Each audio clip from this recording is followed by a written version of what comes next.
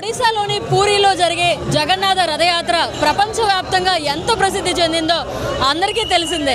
అయితే అదే రీతిలో మన నెల్లూరులో జగన్నాథ రథయాత్ర అంతే వైభవంగా జరుగుతోంది. హరే రామ హరే కృష్ణ భజనతో నెల్లూరు నగరం మొత్తం మార్మ్రోగింది.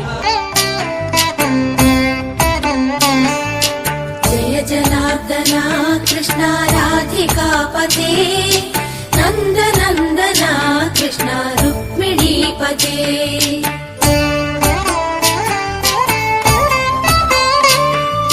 జయ జనార్దన కృష్ణ రాధికాపతే నందనందన కృష్ణ రుక్మిణీపతే.